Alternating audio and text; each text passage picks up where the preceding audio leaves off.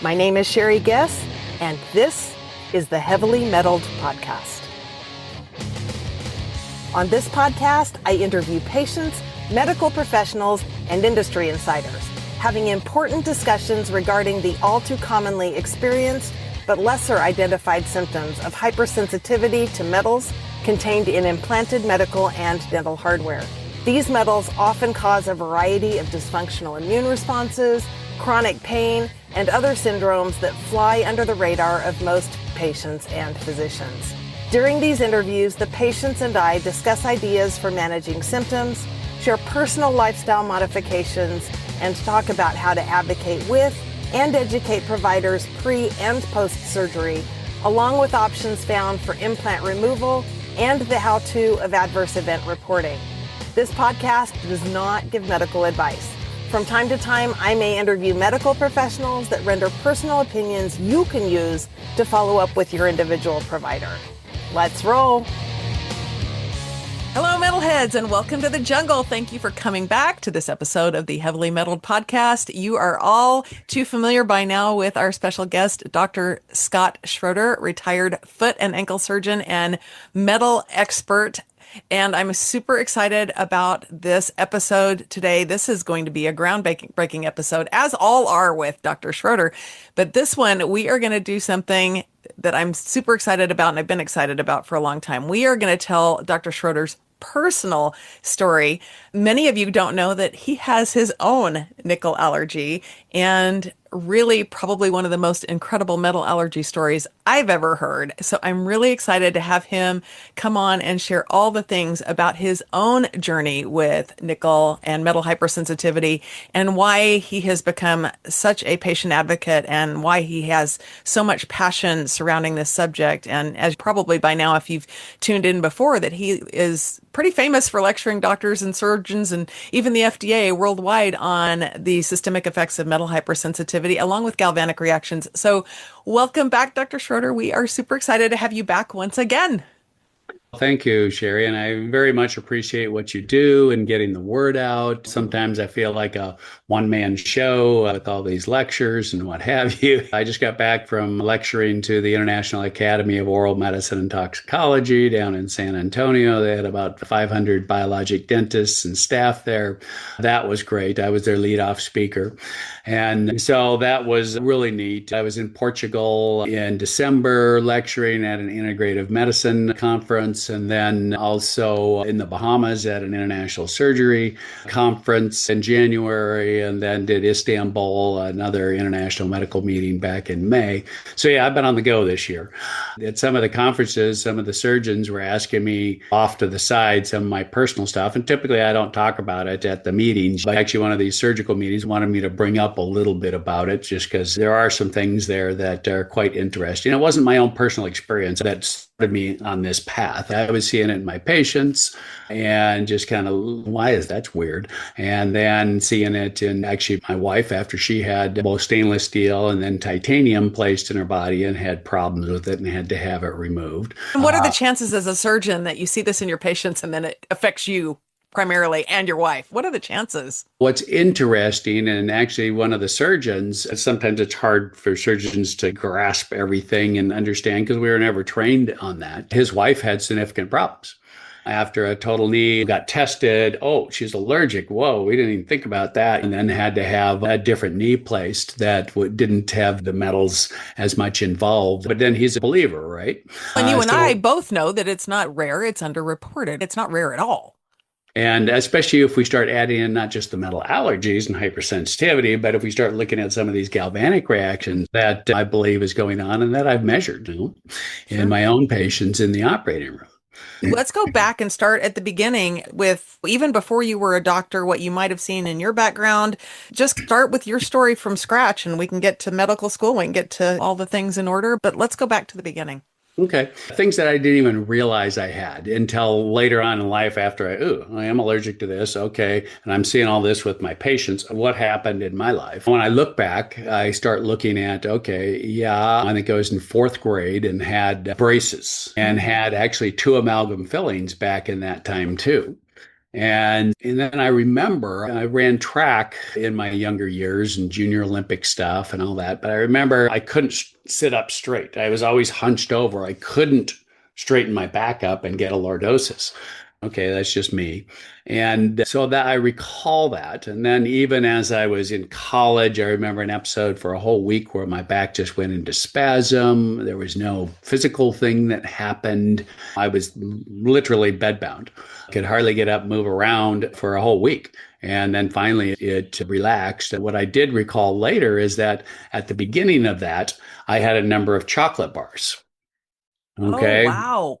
Okay. Well, what's chocolate high in? Mm. Nickel. And then And you later probably did on, it during the spring when pollen was high outside or during the fall when pollen was high outside. And the interesting thing that you brought up, and I don't hear a lot of people describe it very often, I would imagine it's probably common with inflammation, are these spasms, these shooting, stabbing, cramping pains that just take you to your knees. yeah. And Really? I've actually done that before. I have dropped to my knees multiple occasions throughout my years before I figured that out. Really, it wasn't until after I got my amalgam out, the two amalgams, that then all that went away. But that's Really? You part of could the like story. sit up straight? Like that was the sitting up straight thing? Yep. Yep. I could sit up straight. I still probably just naturally now, because I did it all the years, lean over a little bit, but I can actually sit up straight. Whereas before, no way. I How do old that. were you when you had your amalgams removed? In my 50s, Okay, so that's early that's a long 50s. time. So let's go back and figure out what happened between the braces and you having your amalgams out. What other symptoms did you see? So with me, I had my braces on in fourth grade and had them probably on for about 3 years, and then they were out. But then had the amalgams also. Other symptoms that I chronically had were chronic sinus problems. And okay, it's just pollens in our area or what have you, but Mhm. chronic problems a couple times a year, at least once a year, I'd go on antibiotics for a quote sinus infection. And rhinitis is one thing that in one of the studies actually they have that's actually posted on the Melisa website. That was a dentist went in and removed all these amalgams and then made a list of all the symptoms that he saw did go away after the amalgams were removed. And that's one thing I noticed on there was the rhinitis. And so I go, that's interesting. In my case, I had two different roto-rooter surgeries with the ENT doc to go in and clean that up. Yeah, I just try to open up the sinuses so it would drain more. After the last week, I probably removed more than I typically would. So it kind of makes me a little more nasally when I talk, but whatever. It helped to a degree. But every year I still had this quote sinus infection all the way until the time when I got my amalgam out. And then guess what? No more. No Never more again. quote. Yeah, yeah, yeah. And just my sinus issues, really the only time I have sinus issues is when I've had soy, which is higher in nickel, and or some other type of higher nickel food. And then I can get some drainage and that type of thing. Let me go So back to when you had those amalgams out. Did you have them out because you thought you had a metal allergy, or did you have them out because it was just a good thing to do and it was a part of the holistic picture for you? So at that point in time, I'd already started lecturing back in 2015 down in Australia. And I was preparing for that talk because I'm seeing all these things in my patients. And so I'm researching. Of course, Okay. Melisa Foundation keeps popping up. Let me stop you and take you back to like when did the metal allergy thing and what you were observing in your patients, what year did that enter? So we make sure we're chronologically accurate. That probably was back in 2010 or so when I started asking questions. It was slow at the beginning. One of the gals was a younger, in her 30s, had a 8 and 10-year-old daughter and couldn't button up her blouse and couldn't open a door with one hand. And I had done surgery on her foot with two stainless steel screws. We were using more stainless steel at that time and then progressed more to titanium. She was really wondering who was going to take care of her children because she couldn't move, her hands couldn't grab things. And so I removed the screws, and the next day she could button up her blouse, open up the door. And you had And been a surgeon how long at this point? I was a surgeon back in 1990 is when I graduated from my residency. So many Okay, so years, 20 years. yeah, things fly by. And Yep. I think I've probably seen some things before that when I think back, and some minor things. By the And time you start seeing it in your patients, it's not on your radar for you yet. No, we've never been taught about this. Even when I gave my first talk down in 2015 in Australia, it was an international surgical meeting. And the head of it, who asked me to lecture, said, I've never seen this topic lectured on before.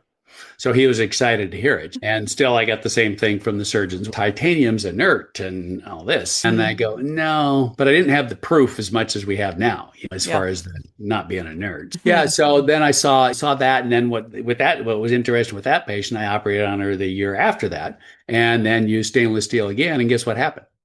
Same thing. Same thing. So at least we knew that once we got them out, same thing happened again. So then I And were you started. able to document this in the clinical literature at all? Were you able to do any kind of study or release any kind of Not back reporting? then, not when I first got going. It was just, oh, that's weird. And Mm. the big case that really pushed me was the patient who was quite prominent in the community. And I had operated in May and had titanium in her foot. And then she came back. She liked to wear dressy shoes because she was a very classy gal. And we were planning on getting the metal out anyway. So she came back in the fall to get it out. And then that's when I walked in and the nurses going, she is not in a good mood. And so I went and asked her, what's going on? Ever since June, a month after, or even probably weeks after, she just felt like she had the flu. She was very stiff and sore. It was hard to get up from a sitting position. And then I ended up removing the titanium. It all goes away. She'd seen three different doctors. They were sending her to a specialist over in the Seattle area, which is 3 hours away from me. And then it was all gone. And then I go, whoa, I hadn't seen something like that before. Then I just started researching, ready for this other talk, and then got a hold of Dr. Vera Stetzgal. Actually, when I called Liza, contacted them, they said, oh, you need to talk to Dr. Stetzgal. Who's Dr. Stetzgal? I didn't know who she was. She was the inventor of the ELISA test, and then she and I had some Skype meetings back Yes, in the day. Skype. Yeah, Skype. And so we had that, and then she just dropped my mouth. Just listening to her and the things they were seeing and dental metals where patients had total knees or hips and ongoing Mhm. pain associated with that. And then Mhm. they get the dental metals out and then the pain would go away in the knee or hip. And the orthopedic surgeon said, everything's fine. There's no problem with the knee or hip. All the x-rays look great, all this stuff. And sure enough, there wasn't a problem. It was Mm. really the dental metals that then somehow were reacting. And Mhm. she was the first one that kind of brought up these positive and negative charges to me, or something more, less positive, more negative. It doesn't have to be exactly positive, negative, but just a potential difference between the two metals that caused something. And so then I started picking up on that too and expanding what I was doing in that light. But then actually was a patient, I was doing surgery, taking metal out, and I go, okay. And she had talked about amalgam and how bad amalgam was, and she had her own issues with amalgam and got all of hers out. Okay, I just need to get this stuff out. And I had set up a time to get my amalgam out. And just like a few days prior, I actually sent my blood off to Germany to get the Okay. ELISA test. But I didn't know the results at that time. And I go ahead, I get my amalgam out. And actually, what happened in the chair, I probably don't tell people a whole lot because they think, oh, Dr. Schroeder's weird. I'm sitting there in the chair and he's been working a while. And then all of a sudden, everything goes bright on the ceiling. And he Those goes, are some oh, good drugs, Doc. yeah, no, I didn't do drugs. But yeah, everything goes bright. And within 5 seconds, he goes, oh, I just got the last piece of metal out Oh, wow. of amalgam. Immediate. Yeah, immediate. And so then I go, okay, great. Anyway, they do the composites and what have you. And then I'm driving home and I live up a canyon. And there's goats on the side of the road. And I go to look at the goats. And for decades, I hadn't been able to move my neck past 45 degrees. Oh, wow. I Okay. always have to turn my whole body to see my blind spot. But I went and I looked at these goats and I did this with my neck. And I turned it all the way around, way further than I ever remember being able to do that. Then I'm going the other side, and pretty soon I'm doing it so much that my neck's sore from just moving when it hasn't moved for all this time. Then that weekend, I am working out in the yard. We live on some acreage, and I'm bending over like I'm a little kid again. And all the chronic, constant back pain with spasms, it would come and go, but I didn't notice that. And actually, when I was operating, I would wear a back brace all the time when I had cases longer than 3 hours or what have you, because I've had it almost double me over at times. You don't want And that when you're working on a patient. no, Not I good in the remember, OR. yeah, Yeah, I remember one gal, she was a massage therapist, and it was a long case, one of these big reconstructive cases. And about halfway through the case, I wanted to wake her up and massage my back. And Whoops. yeah, So yeah. you But tell your anyway, so anesthesiologist, can you just put this on hold yeah, for an right. hour? I know. Anyway, had to wear the back brace and all this and then after that, though, never wore the back brace again Wow. after getting Okay. those amalgams out. Yeah. So did you make the connection? I know you made the connection with the symptoms. Did you make the connection with why? A week later, I get the test results back. Guess what I'm allergic to? Okay, nickel. Yeah. Okay. Braces can sensitize people. That's what a lot of people forget about, I think, are the braces. Hmm. Because what are they? They're stainless steel. So you can get sensitized. All right. And then, heaven forbid, which is happening to a lot of our young people, happened to my three daughters. And after the braces are out, the orthodontists are saying, oh, let's put the Permanent retainer. permanent retainer under on Hmm. your lower teeth so they don't move. And but now we have a stainless steel retainer vast majority of the time. It can be made out of other materials too, but stainless steel, at least what, 18% plus or minus, depending on the study, of Hmm. people are allergic to, especially Hmm. women. And then that's going to be permanent in their bodies the rest of their life. Hmm. And one of my daughters, she had just right after she got her braces on, all kinds of GI problems. She got her braces on in her fourth grade year, and she missed half of her fourth grade year Wow, from that's GI. substantial. And people don't realize these permanent retainers can come out. And Dr. Schroeder and I have talked in prior episodes about people who've had miraculous results from only having a permanent retainer removed. So Yes. they can't come out. They're not permanent. And then, okay, what do you replace them with? Okay, a lot of them talk about, okay, you do the plastic type night guard. But what I Invisalign talked or to a something. dentist recently, a biologic dentist recently about, is that they can make them out of Kevlar, more of a non-metal type of device that then can Mhm. go in on a more permanent basis if you're really Interesting. concerned Okay. about it. Or you'd have a little bit of movement of the teeth. So, anyway, other options out there too.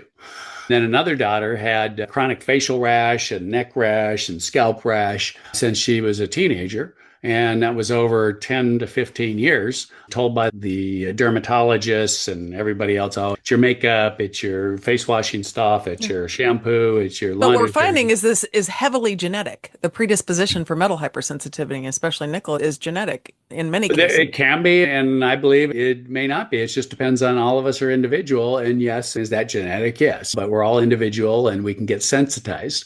And yes, there are definitely genetic components to that, especially ones that have more problems. So in her case, she got the bar, sent her blood off, did have a ELISA test at that time they were doing in the United States. She was allergic to nickel. She Hmm. got the bar out. She tried all kinds of medications. Nothing really helped to any significant degree. Got the bar out within 3 days. All of her rashes were gone. You also bring up the GI symptoms. People don't think systemic metal allergy or mercury amalgams or permanent retainer equates to GI symptoms, yet we see GI symptoms with systemic nickel allergy all the time. I've got a medical assistant in my doctor's office. They thought she had Crohn's disease. She's a walking case for nickel allergy. We're working really hard to try and get the funds together for her to get tested, but I finally prevailed on her last night because she was outside in the wind and all the pollen, and she said I hurt everywhere, and I just went back and tied everything to her. But GI symptoms akin to Crohn's disease. It's one of her primary symptoms. And it does not have to be in the mouth. Now, in the Yeah. mouth can be worse because all metals are going to corrode. And saliva is an electrolyte and leads to corrosion. That's what my corrosion engineers say, is Yeah. that all metals in the body will corrode. It's just at what rate. Yeah. And she's got Essure and she's got gallbladder clips and she's got three or four amalgams. They're everywhere. And then you start having the interaction between all these metals too. But some people don't have problems. But Right. some of us that do, then we got to look at that. Case in point with one of my patients, she had no idea. I had no idea she was even having a problem, but she had chronic diarrhea that started right after the surgery because she was on her scooter and she just couldn't control it, would have accidents. And I put titanium in her foot. And this is the only thing that happened. She just had titanium in her foot. I said, come back if you have any problems with it and we can get the metal out. And so she ended up coming back a year later. And then I took the plate and screws out. Hey, did well. But she came back. She told me, because she had not told me before, she goes, I cannot believe it. And she was so excited because she then told me the story about her chronic explosive diarrhea. She had that. It kept going. She went and met with the GI guys. She had endoscopes and colonoscopies and all this and tried different medications. Nothing really helped to any significant degree. And then within a week of me getting the plate and screws out of her foot, all of her chronic diarrhea went away. She goes, it's just gone.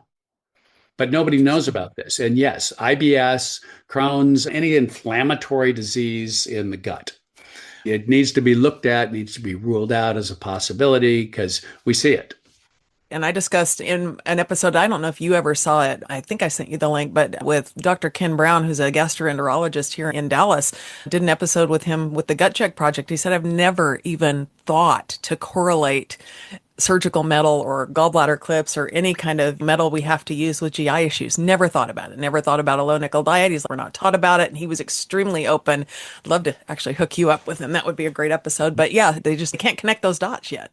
Yeah, it's something that's just normal in my world now. Let me just say for the people tuning in, Dr. Schroeder and I talk about a lot of his surgical cases and a lot of these stories in episode 6 of this podcast, the Heavily Metal podcast. If you go back and listen to episode 6, that's where Dr. Schroeder shares a lot of his surgical background as a surgeon and those stories. Also episode 3, one of his star patients, Dana, who was a full rigid quadriplegic for many hours of many days until they figured this out. That's episode 3. So you can go back and catch that background. But I want to come back and get to your story because it's pretty remarkable where it went after that. Let's go there. Let's just say it has a lot to do with the heart and cardiac issues and open heart surgery. Let's talk about that. Some of this you may not have even heard. In 2018, it was prior to that, where just by chance we were looking at something else, an injury I had in my arm when I was in my early 20s. And then I had a kind of a lump there and it was a little sore. So I talked to my orthopedic friend and got an x-ray. He goes, that's a little weird looking. Let's get a CT scan. So we got the CT scan. It turned out it was just old bone bruise from trauma. The radiologist actually came into the room. And usually the radiologist does not come into the CT room. I'd worked with him for years. So he comes in, he asked me about the arm and he goes, did you know you had an aortic aneurysm? And I go, no. Now, for the peanut gallery, tell us what an aortic aneurysm is. Aortic aneurysm, you have the ascending aorta coming off of the heart. Okay. And then the left ventricle is pumping all the blood from the heart into the systemic symptoms. It's an artery. So aortic artery. And so that's the main thing. And what happened then in my case is that I ended up genetically having a bicuspid valve. And we should have a tricuspid or 3 parts to the valve.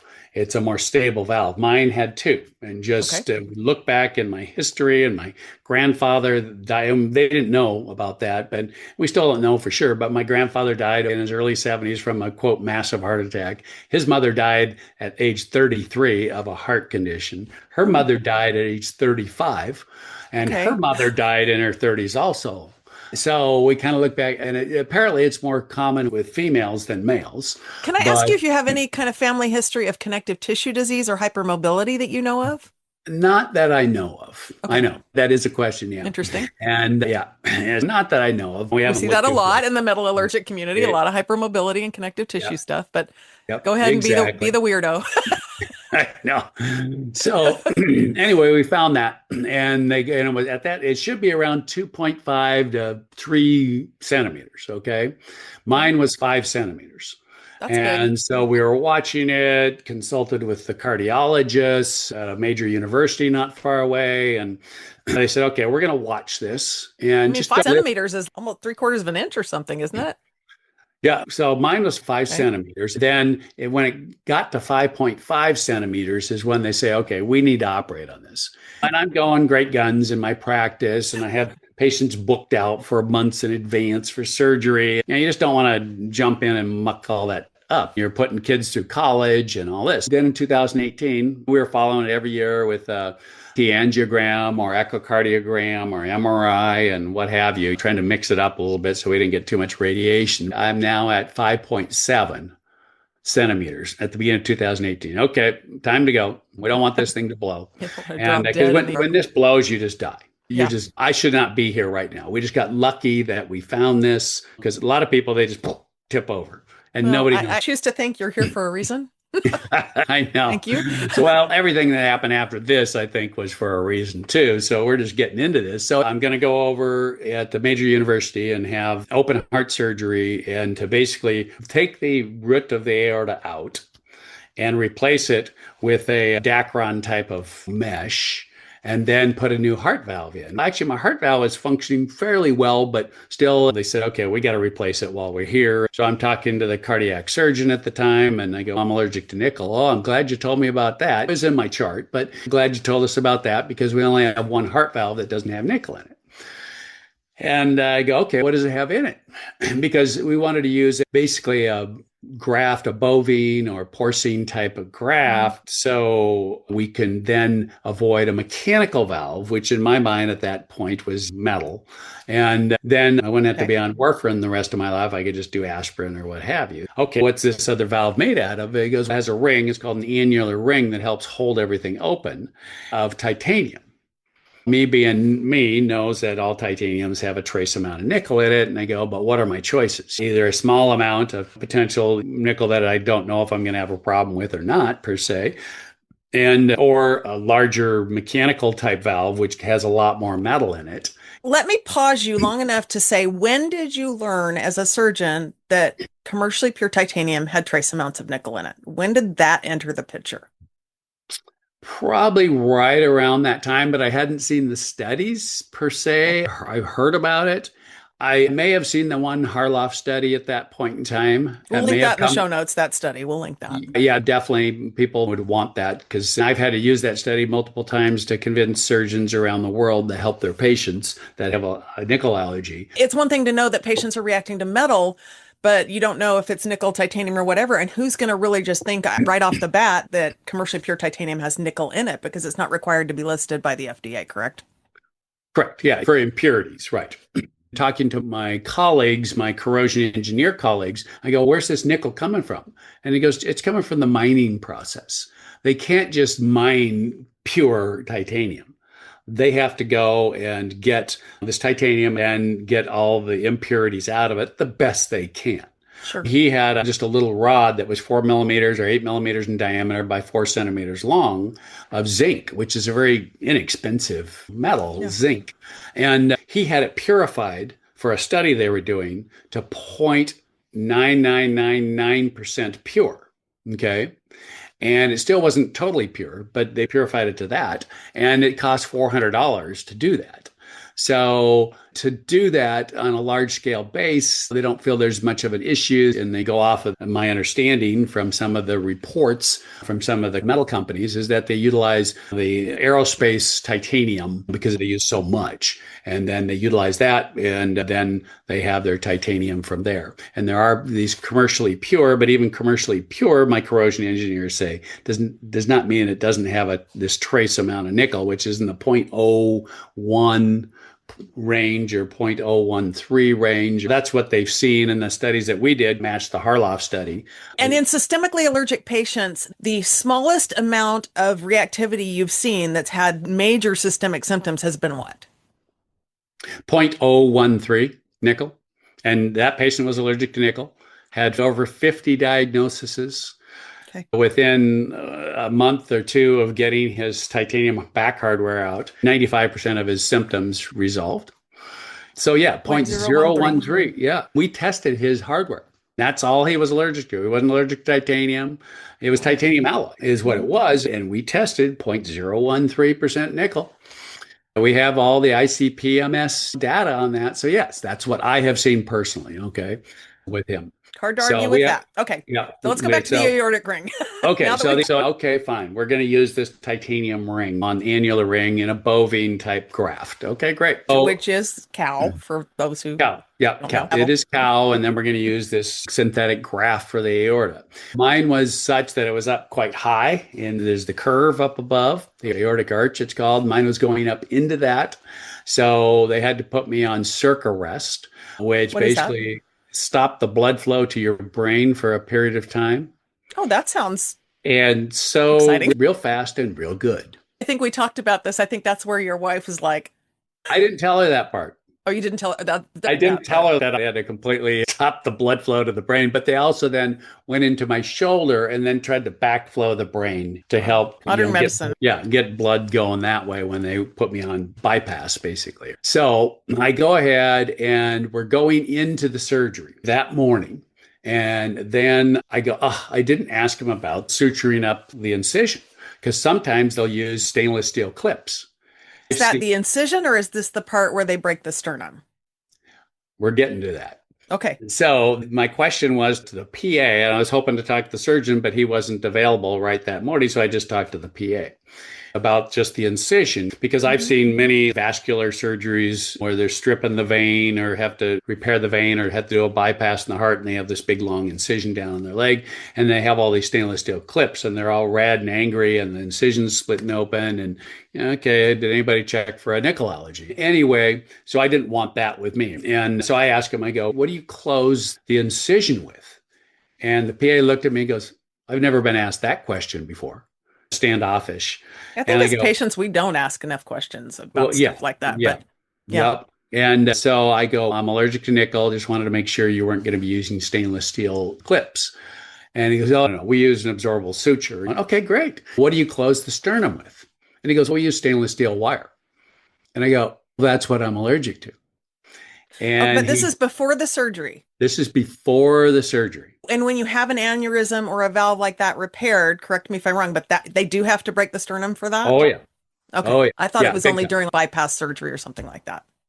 No, because they have to rip your aorta out and put a Great. new one in. Yeah, Fun. they need access. So they cut the whole thing and then use stainless steel wire. That's what I'm allergic to. And he actually kind of looked dumbfounded. He just go, we'll just use titanium.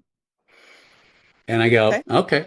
That's our next best thing, right? All right. So we go into the surgery, we do things. I get out, and it's just I got hit by a Mack truck. You don't know how you're supposed to respond to these Sure. I surgeries. figure they rip your aorta out, you're going to feel like you got hit by a Yeah, and you're gonna feel like that. It was just a long, tough recovery. I took a couple months off from work. I couldn't be left alone for the first 6 days. I was in ICU for 6 days. And then home for another week or so, and had to have somebody always watching me. And I was thinking I was going to get all this stuff done. I was going to get a bunch of things done, work on the metal allergy stuff. And no. And I could only be up 6 minutes twice a day. I just didn't even feel like it. And so then what ended up happening about 8 days after the surgery, I started having episodes where I'd lose my vision in an eye.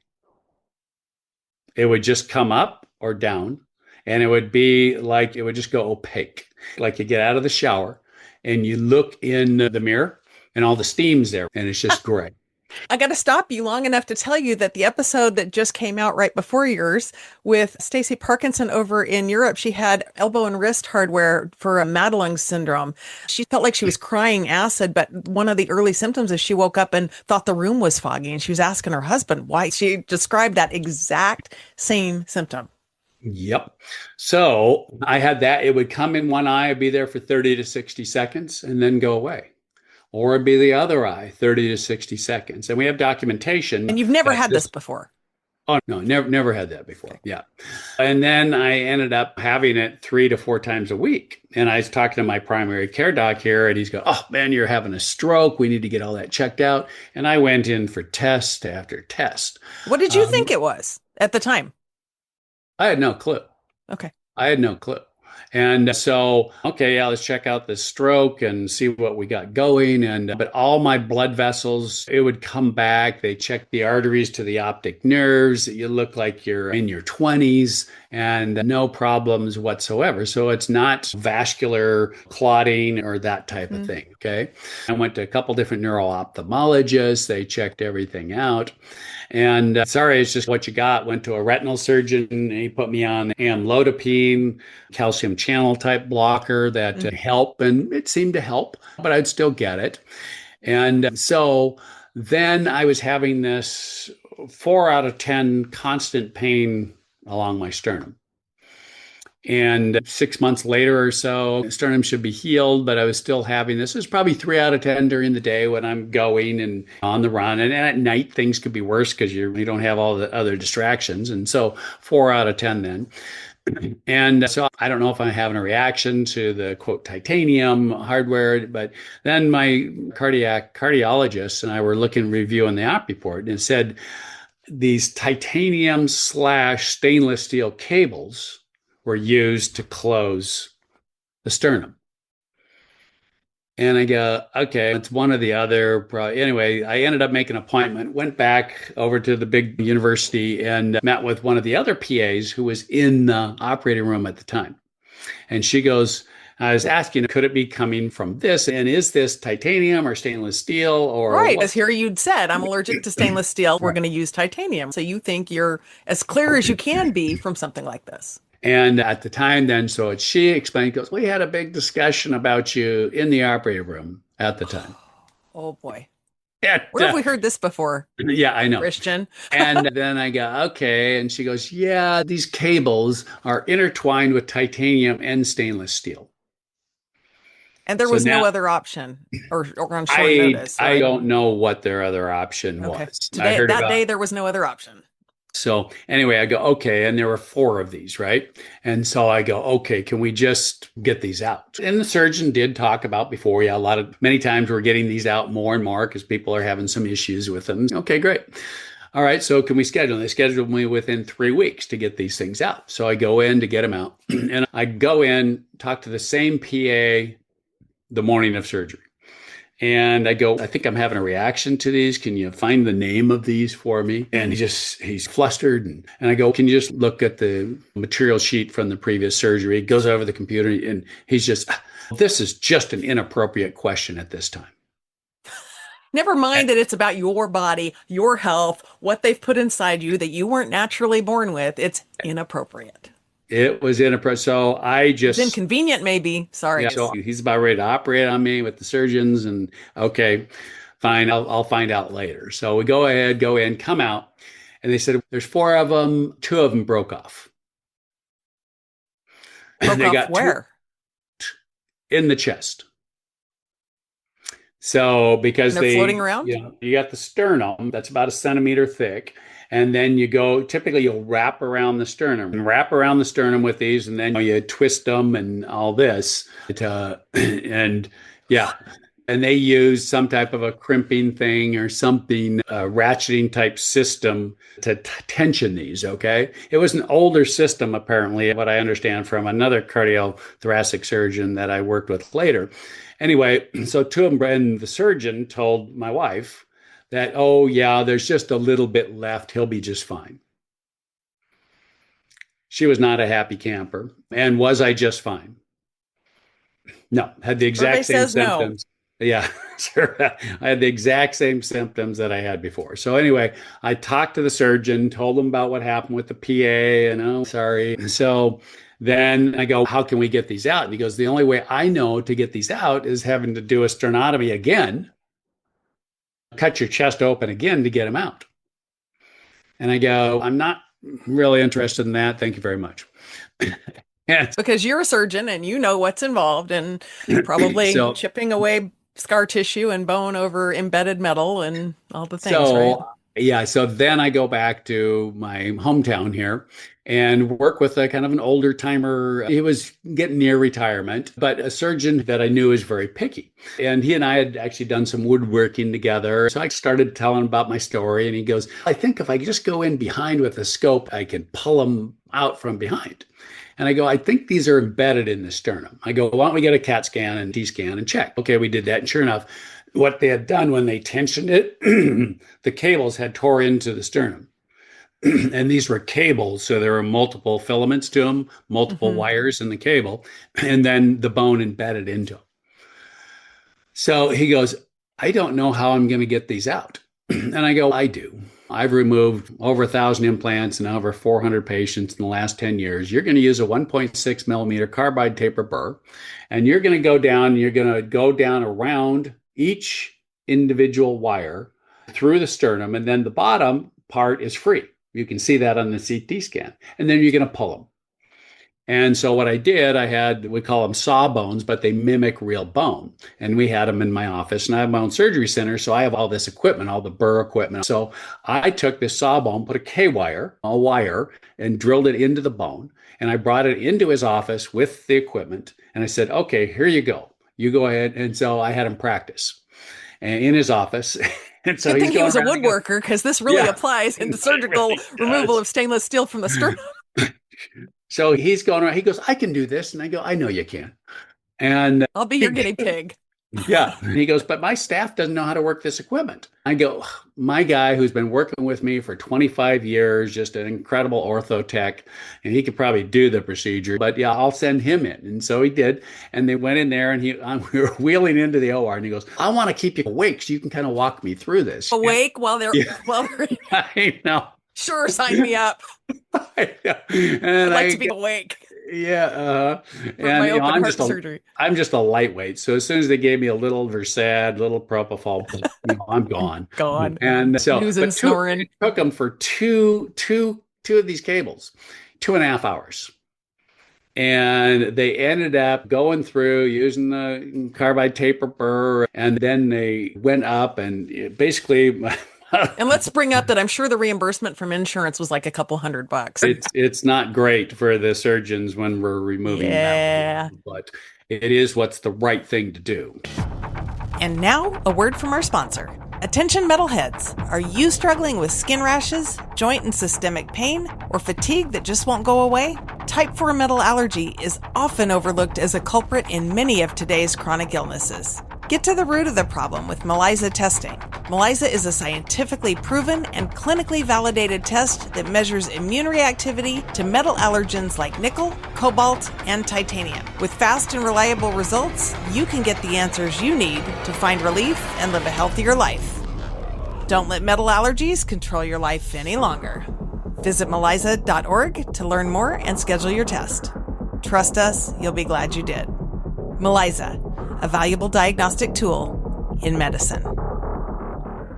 Anyway, and then they basically had to stand up on a stool, and then he had his big forceps when he had to pull through, and his assistant was in there pushing down on my chest, and he went and got the pieces of metal out. And then there were little shards left over. I was going to say, does anything shred on the way out? Because there was shards on top where they ended up having to cut them before. You have a magnet, or how do you get that No, out? they're not magnetic. No, it's not magnetic. So you have to then use the fluoroscan or the X-ray to look and see the pieces of metal. And then my orthotech said it was like an Easter egg hunt, finding all these little pieces of shards of metal and getting them out of there. And because we showed in that episode with Dwayne a few episodes back that just the tiniest microscopic sliver caused him to not heal and caused all kinds of systemic symptoms until they got that out.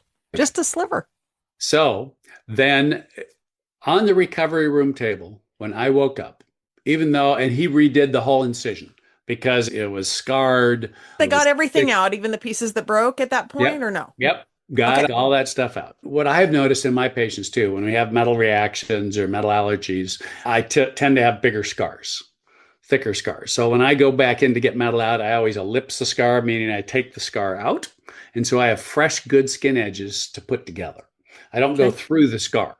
And so he goes, I'm just going to take this whole scar out all the way, even though we only needed to go a couple spots. And I go, great, take the whole thing out. And so he did. And then they were very careful when they sutured it all together again. With not metal. on the recovery room table, I had zero pain.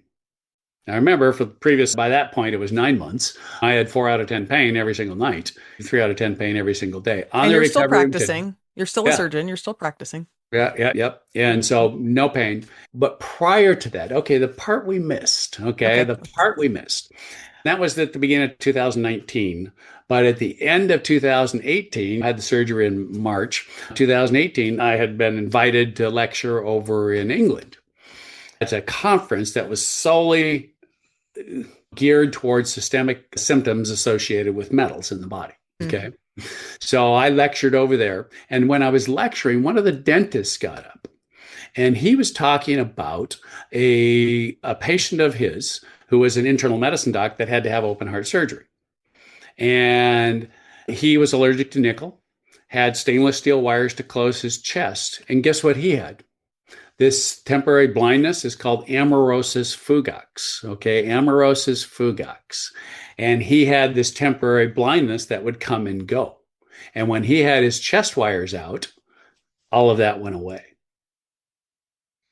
So I'm going, hey, and that's before I had my wires removed.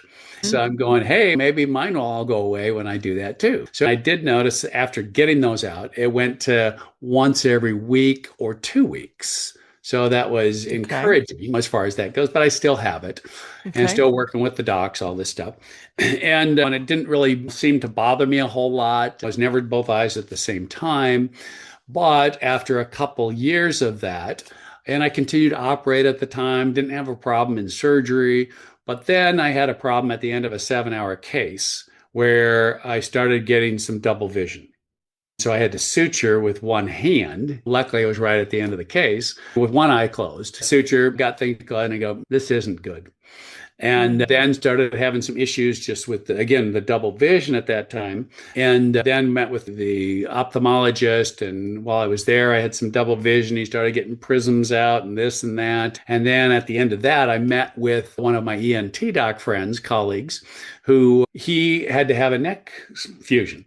And after that, he ended up with numbness in some of his fingers. And so he had to end up going on his disability because of that, because he couldn't operate anymore. So I talked to him and he goes, Scott, you can never operate again. I go, it doesn't really bother me that much and all this. And he goes, no. From that very day. Yep. I talk and I go, when during his episodes, he was talking to a malpractice attorney.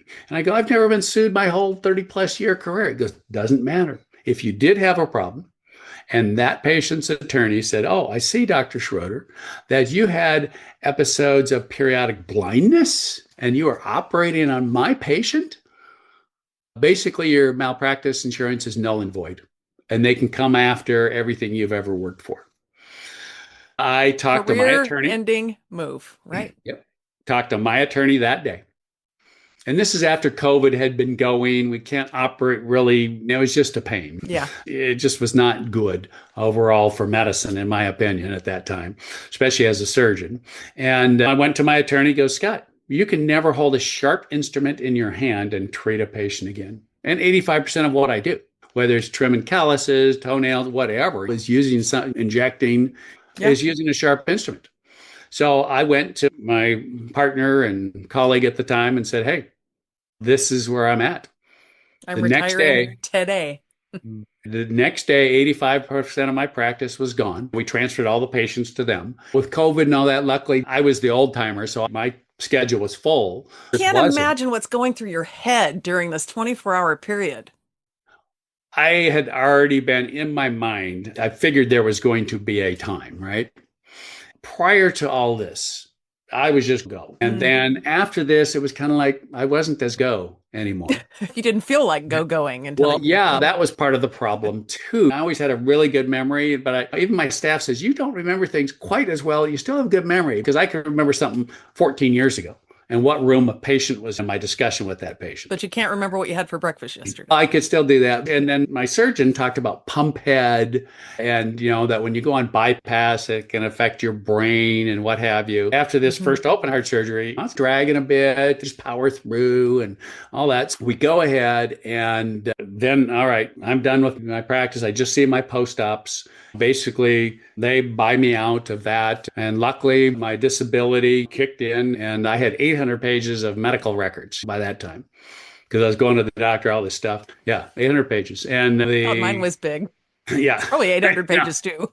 And they didn't have any problems. And that's what my disability guy said, because I told him when this first happened. He goes, when it has to do with the eyes, that's like 100%. And luckily, I had a good policy that I started paying when I was in my 20s. And I paid him a lot of money over the years for those policies. But then it took away the last 10 plus years of my practice. Really? 5 of my most productive years, typically. All the money was going to the kids. And you also had all the knowledge that you could command your patient population. You have real expertise that just can't be substituted by somebody just out of medical school. But you always look at the positive, right? So then, hey, it gives me more time to work on all of this and try to get this word out the best we can, which I'm still searching for that ideal thing. I still have my license, but I'm not practicing surgery or anything. But what I did, all the electrical testing in our surgical center, where I was testing between the metals I took out and the dental metals and seeing this action, this galvanic potential between the two metals, and then trying to put all that together with these symptoms and have many of those which we've talked about. Let's stop for a minute and explain what a galvanic reaction is for those just tuning in. It is an electrical current between dissimilar metals that's measurable in the body. Not only is it an electrical current that can create its own symptoms, but it can speed up implant degradation as well. We can see the voltage potential differences, we call it. We haven't been able to do a test per se as far as the amperage or the current, because it's a very special test to be able to do that. And just working with the corrosion engineers, it's assumed, yes, that is there because we're seeing this going on. And then when we do have these voltage potentials between the two, then yes, a more positive metal is a more noble metal. More negative metal is essentially the anode. More positive metal is the cathode. And so then between the two, you basically get a battery reaction. And you need an electrolyte. The body's fluids are an electrolyte. And that's what I've been testing from the foot to the mouth.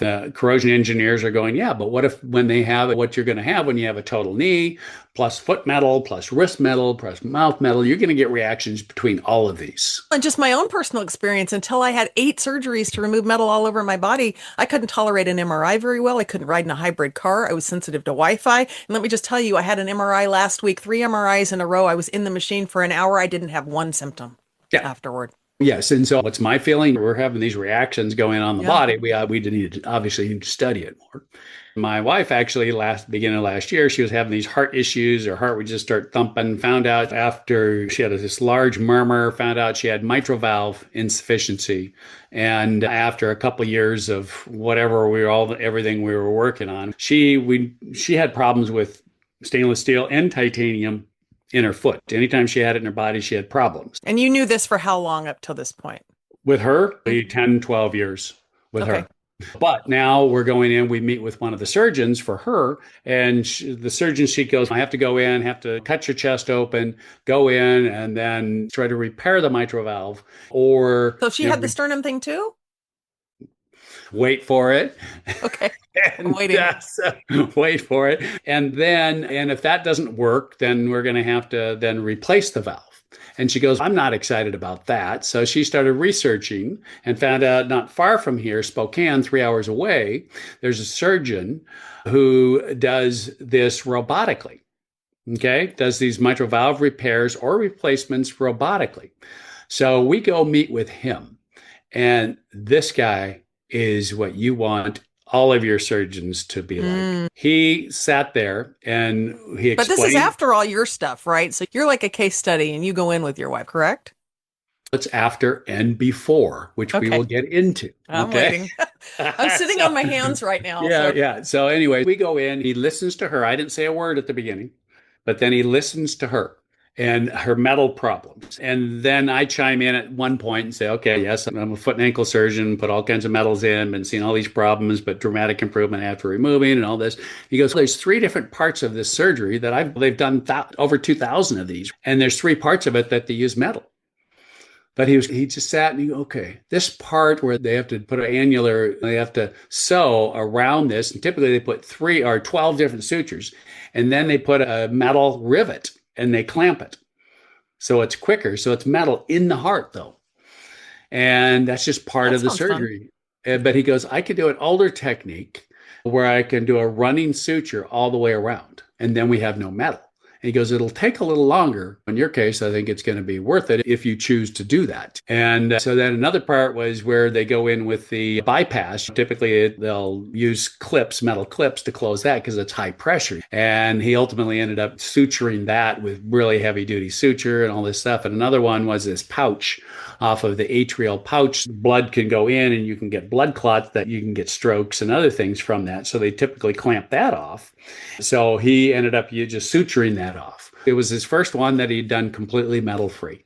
She did beautifully, just did great. And grateful are you that he listened and was able to take the time to do that because it's not convenient. No, it definitely took more, but he was just fine with it. She did well. This was last year. Every year I go in for an echocardiogram just to see how mine's doing. But anyway, go in and we get the echocardiogram. I see the results before I talk to the docs and I go, this is not good. Ultimately, I have severe aortic stenosis. Non-medical terms for the people just tuning in is a narrowing of the aorta, correct? Of the valve, aortic valve that I had replaced. There's scar tissue and Okay. narrowing. Okay. I had developed a murmur again. Right after surgery, I didn't really have a murmur. But then as time went on, we did start hearing more and more of a murmur. Again, remember my ring is titanium, right? Mhm. And then we had seen in my shoulder where they had to do the test or had to patch in the blood flow to my brain. We saw an X-ray, there were two clips there. Oh, you had told them before surgery you're allergic to metal. In their minds, Disconnect. okay, titanium, this is titanium, so it's not stainless steel in their Pure mind, right? titanium clips, right? We've talked about that. Pure, the reps will Yeah. say pure titanium. It's pure. Commercially pure is different than pure. And but they are told that, yes. And so then I went to my vascular surgeon friend who worked with me on getting blood flow to the feet for what I was doing on diabetic patients. She goes in and she goes, "You don't have just two, you have eight. You have eight clips in your shoulder." Because I was going to talk to her about getting them out. And she goes, "Okay, it's going to be best if you have your heart surgery, and then later we can go and get these out because this is most important." And actually, I was on vacation in this cardiologist. So what happened then? We went back into the surgeon over in Spokane. For And Heidi or for you? for me now, Okay. now, we had followed up with them and Sure. then come back, and all my stuff had already been sent over. He has a great sense of humor. So he already knew why I was there. And so we walk in, we're there. He comes in the room and he goes, "What are you doing here?" I thought you said he knew why you were there. He did. He was joking. Oh, okay, got Yeah, it. he knew exactly why I was there. So I started explaining. He goes, "We got this figured out already. Instead of metal, there's this new type of material that's a fiber tape. I think it's Arthrex that has it that they can use to close the sternum. Okay. And they do kind of almost like figure of eight things or something. And then we can close the sternum and tie it off. We don't have to use any metal in the chest But they on the got to break sternum." your sternum a second time? Yep. Yep. Have to go break it. Oh gosh, Scott. That was a question Heidi asked that he goes, "Can you just do this robotically?" He just starts laughing. He goes, "No, this is a bigger surgery than his first surgery." Oh. Because what had actually happened in the first surgery, the aorta ended up being kinked almost 90 degrees from the first surgery. And he goes, "I have to straighten this out. So I have to replace this whole piece again."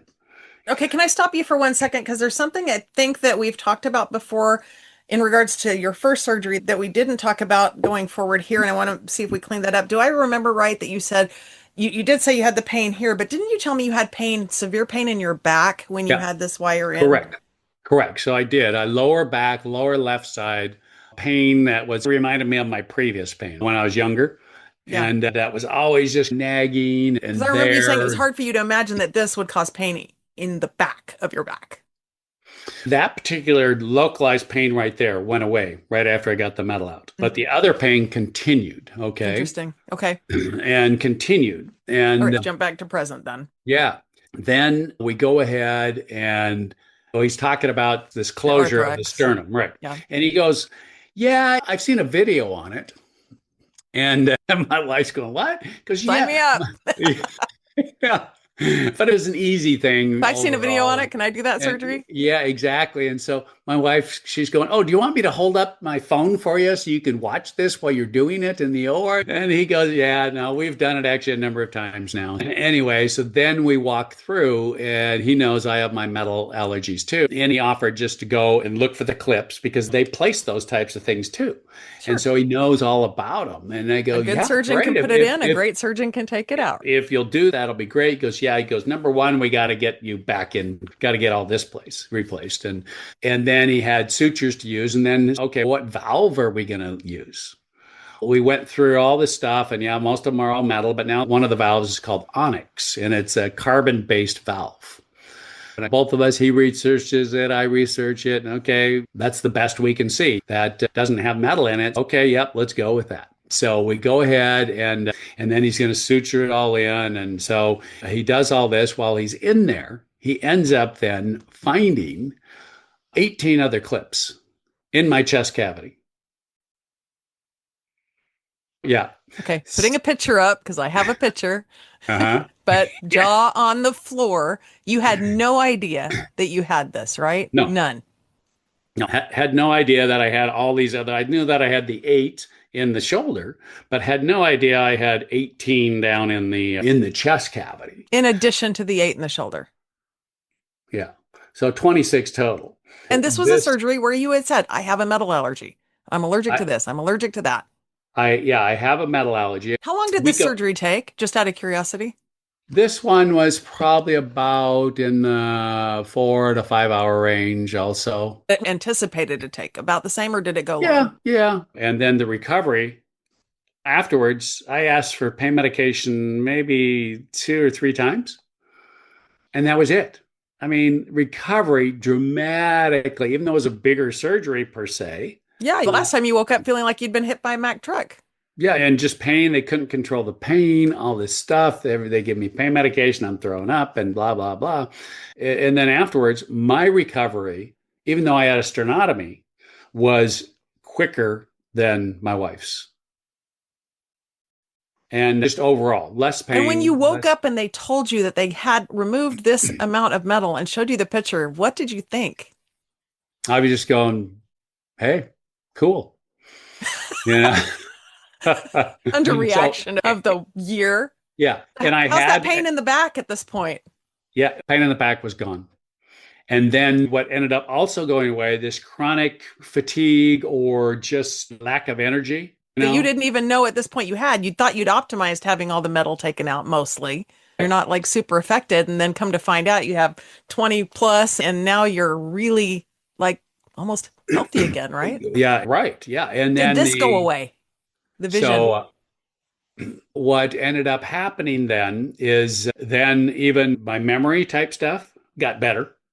Everything got better on a cognitive basis and then body basis, all that stuff. So this, okay, ended up then going from every 1 to 2 weeks to 2 to 3 weeks. Improved.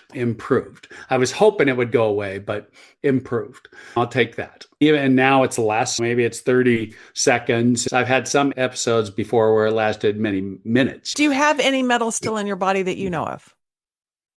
Not that I know of. Okay. Could be some fragments. I do now have this carbon based valve in, you Which is a know, foreign body, and that could just be. right. And we just don't know. And that's the thing. You get, okay, what's the least of the evils? Did you And become less sensitive to metals in your diet?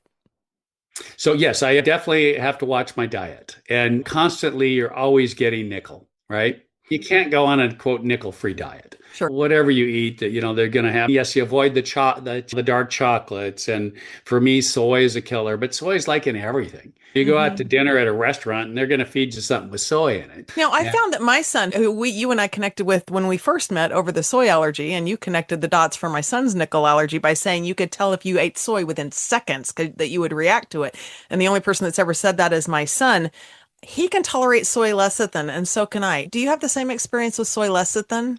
So soy lecithin, I actually read up a little bit on it, and it's a lower grade soy than some of the others. Okay. And so apparently it's been better tolerated, and I Interesting. do tend to Okay. tolerate it better also. And I talked to actually some of the physiological people about that, and I would have to say within me it was like within 60 seconds, but you know that I could tell something with soy, Mm. and I start getting white behind my eyes and that type of thing. And sometimes it takes a little bit longer to get into the system. So I don't know exactly the true, that just needs to be studied more too. So many things that need to be studied. Sure. But yeah, so that improved also. Overall, it has been doing wonderful, getting back to things, and I can hike the mountains now. And then one of the big things was when I was hiking our driveway with my wife during her recovery, I had to tell her to slow down.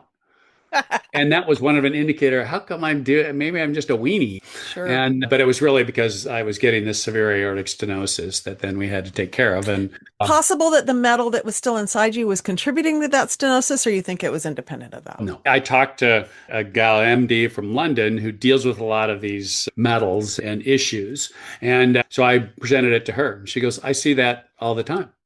Because you had the metal ring of titanium in there. And I'm allergic to the titanium, okay? And probably the nickel and the titanium, right? But I was allergic to that ring. She goes, what happens when you're allergic? You get an inflammatory reaction, right? And And so what swelling of the happens after tissues. that? You get sclerosis of the tissues or Okay. scar tissue that forms. So she goes, yeah, this is what happens when you have a problem with these valves and can lead to this type of issue. So here's a question. So how many people getting cardiac and vascular stents that are occluding these stents, what percentage would you say are allergic? I have no idea. I did have a cardiologist who actually placed the stents. I remember I was in the OR and he knew I was into this and he goes, Boy, I got lucky today. The patient told me they were allergic to cobalt before I was just about ready to put a cobalt based stent in their heart.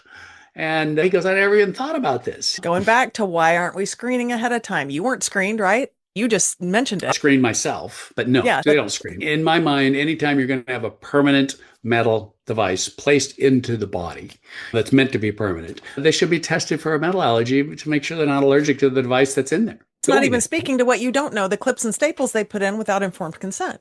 Yeah, no, they seem to be getting better, but still the knowledge base is not there yet because we were never trained on all this. Yeah, how much reaction does 0.013 to a metal clip really get attention? And what percentage of surgeons would be concerned about 0.013 Yeah. in metal? Well, I am also going to show or send to you because I asked this surgeon to save all my clips, which he did. And then I took them up to I took one of the very small ones to the corrosion lab and looked at it under the electron microscope. Guess what we found? Quite significant corrosion. And I'll send that to you so you can put it in here. And it had been in your body how long? Since 2018. Okay. 2005, 2008. And then what are the byproducts of corrosion? Yeah. We don't know, do we? The body? We know it goes to other parts of the body, and then it can be stored in fats and that type of thing, or many times excreted also. But when I had all these different clips in there, and they were different size clips, so potentially different companies, potentially different, metals, types of metal. Yeah. Even though they're titanium, they can still be dissimilar. And then I had my heart valve, which had titanium in it also. Yeah. And then one of the points that I took home about this is that, hey, I was told this was pump head, that what was going on cognitively, even though it wasn't bad, other people are much worse, and then or have chronic pain. And so is it pump head or is it potential reactions to some of the metals we have in the body? So you got your answer, I don't know. Didn't you? Yeah. For in my case, I got the answer.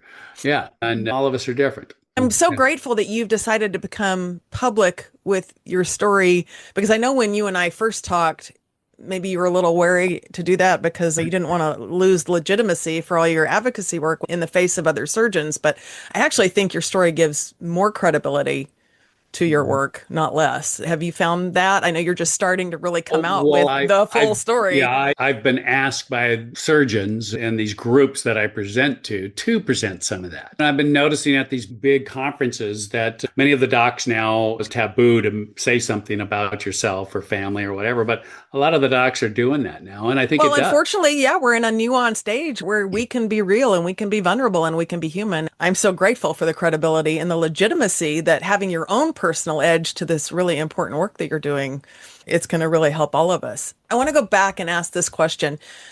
You and I both know of some people that have gone in for a metal allergy or a revision to a metal allergy. I think we can go back and talk about our friend Christian way back, who had a lumbar fusion revision. He was allergic to titanium, and then he went back and had it replaced with a different metal, and then wound up being allergic to that, and then went to have that revised. And while he's there for a revision on a metal allergy, they put a bunch of clips. That were titanium. That were titanium. I don't know how Christian is doing. Do you know how Christian is doing? No, I don't know. Christian, we wonder how you're doing. Reach out. Yes. We always wonder about you. But the question gets to be, you were really forthcoming about your metal allergy.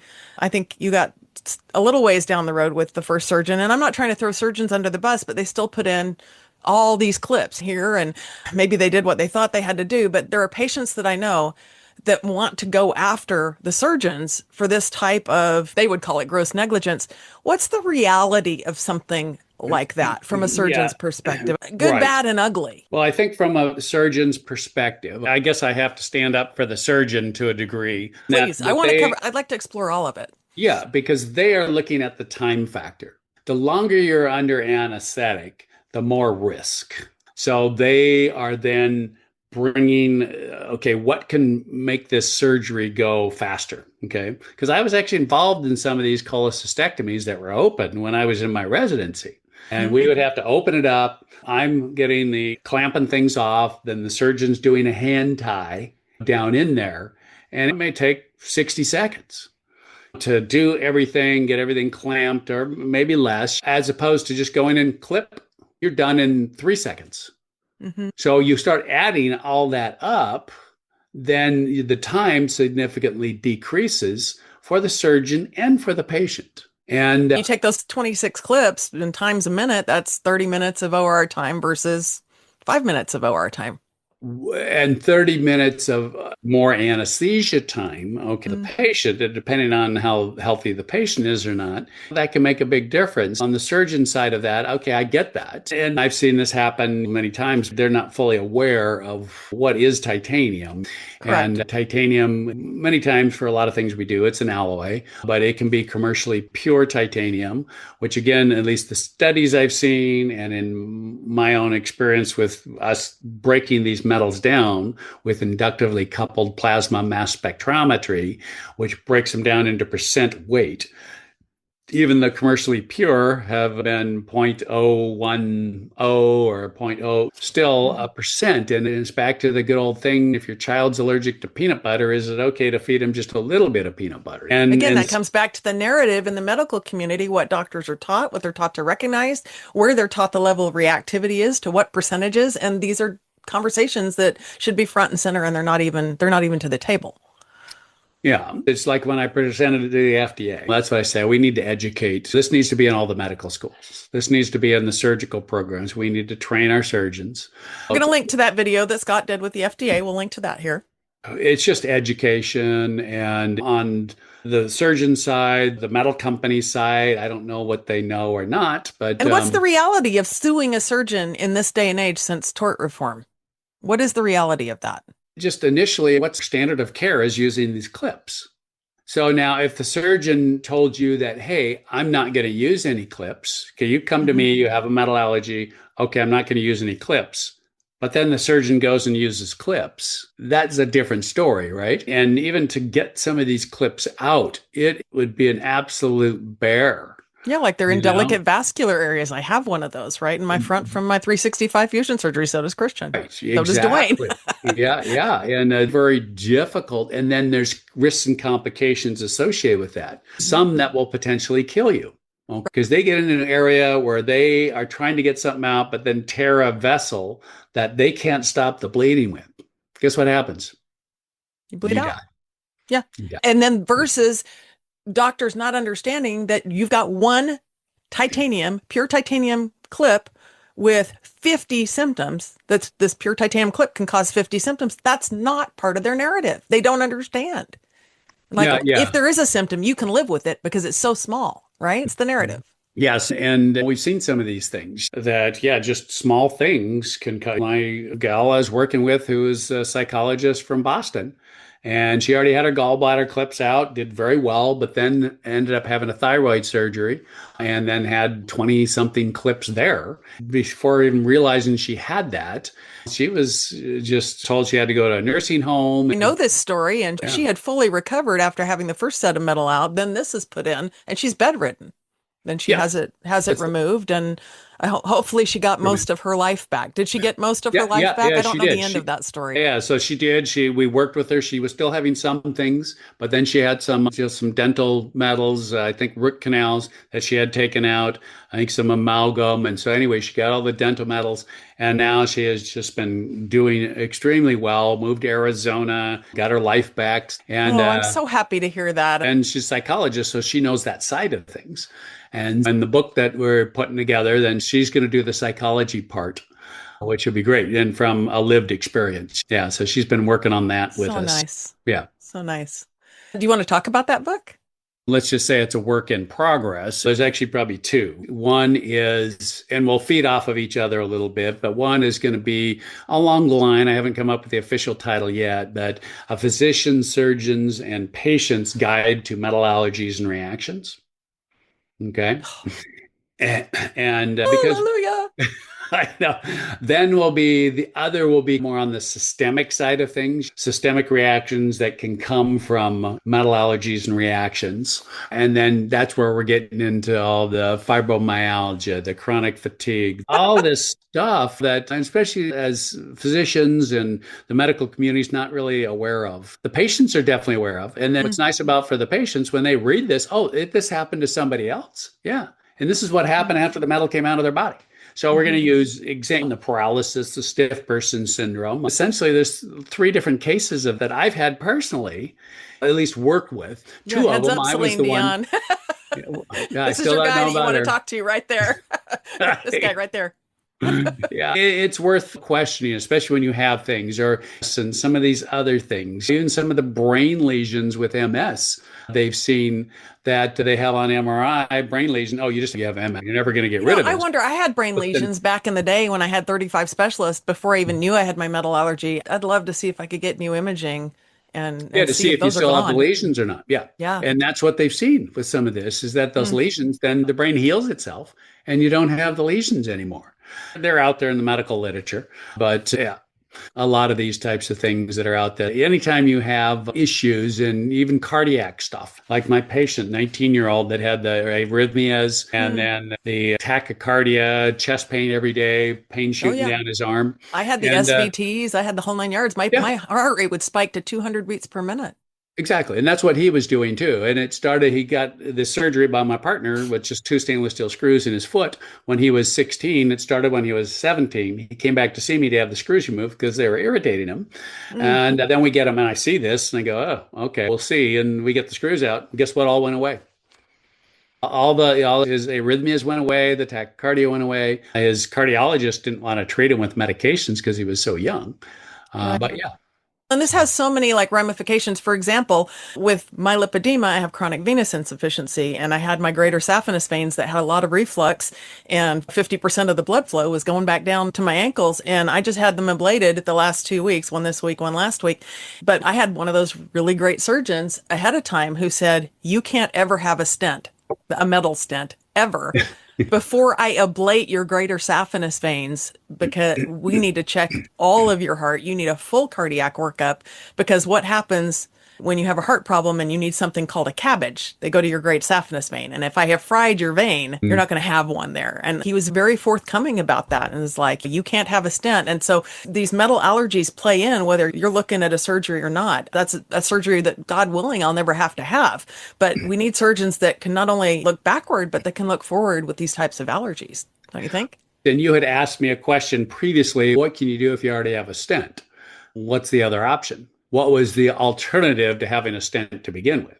Yeah, because my husband's best friend actually has something like 13 or 14 stents, I believe, and he is occluding those stents within 2 weeks of them being placed. So, what the answer is, and I'm not a cardiac surgeon, but Mm. just using common sense, you go back to what the original surgery would have been: open heart surgery. Go in and then do a bypass. You take the saphenous or some other type of material to remove the stent Hmm. and put a bypass in. And apparently it's tricky and all that, but that's why you have to talk to the cardiac surgeons about that. And okay, what are the options? And sometimes you have to go to different cardiac surgeons to get different answers. Like with my wife, she went to the one cardiac surgeon and that was what she did. She felt that the repair was going to fail and then she would need a replacement. The other surgeon who did it robotically goes, I think I can do this pretty darn well. I can repair this valve. And he did. And it's been functioning great. That's amazing to hear. What do you want cardiac surgeons to know, and what do you want cardiac patients to take away from this episode? I think cardiac patients need to just write all their symptoms down. Have a list of what are my symptoms. What I tell all surgeons in my lectures and what I just got back from this last weekend, I go, you need to have a great past medical history, which includes not only medications, but all your diagnoses, but also then the surgeries. Okay, what surgeries did you have done? Oh, I had an appendectomy. Was that done endoscopically? Because typically then they're going to use a clip Do you know you have metal clips? And then you look at the timeline of when these symptoms started. Just talked to a gentleman yesterday because I scuba dive, right? And he ran the scuba thing and he's had 5,000 dives. Where he started having all of these cardiac issues, but all of his vessels look great.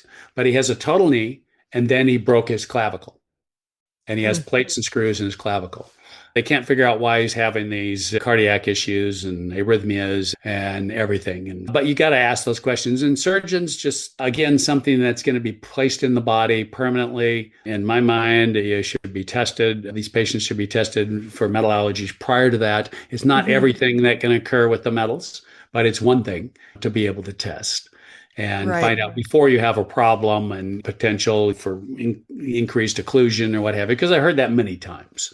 Right. With these patients, they have these stents, they end up being allergic. They didn't find out they were allergic to them till later, but then they kept clotting off. Why are they clotting off? And that's one thing. There could be other reasons too, but yeah, and I think part of it's going to be finding these surgeons that if we have all these patients that have cardiac issues running to these surgeons that haven't seen this episode and don't know this is a thing, they could be pretty overwhelmed. It could be pretty difficult to find those cardiac surgeons that are willing to entertain this and certainly go back and redo open heart surgery. Yeah, that is the thing. I've had redo open heart surgery but it's worked out great for me, but it's another surgery. The thing is, when you're a patient, you may have to go to 5 or 6 different surgeons before you get one that's going to listen to you. And that would be my recommendation.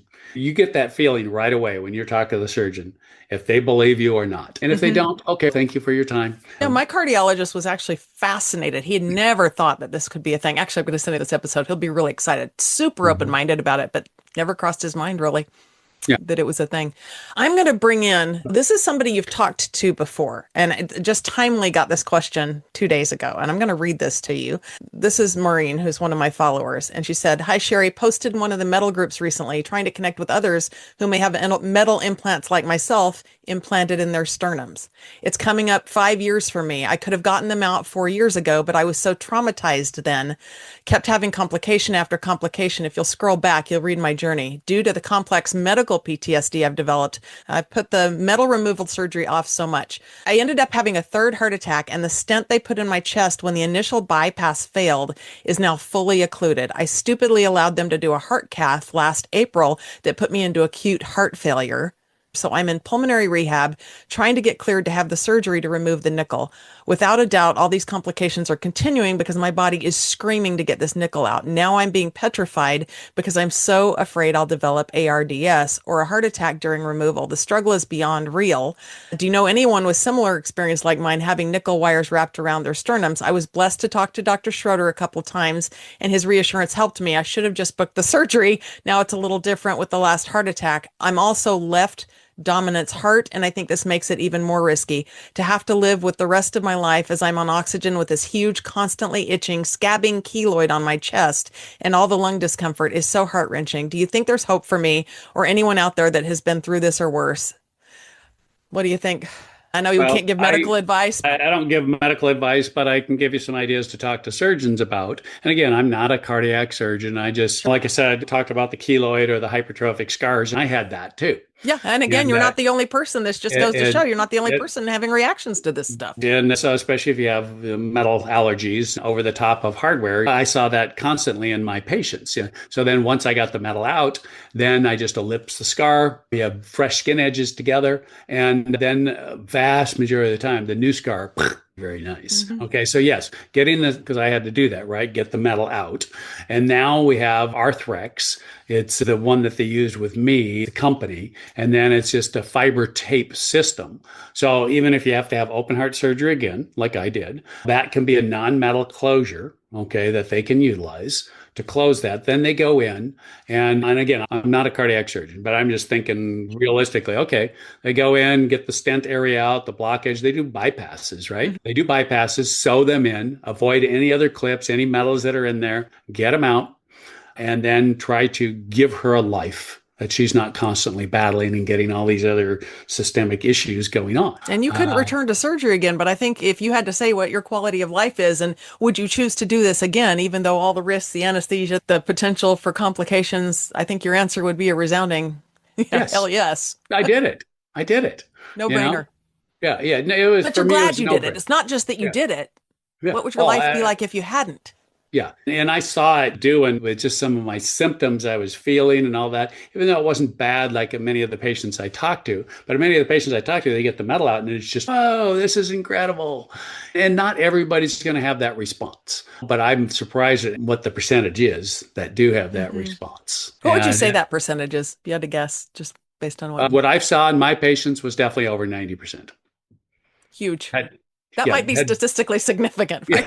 Yeah, dramatic. What should really be done in more of a university setting is having a great study. And I do have those numbers as far as what occurred and the different symptoms. And I have all that written down. And like I say, in my patients, and I don't think it all was allergy. I think some is bioelectric or this galvanic type reactions going on. Or just a foreign body potentially.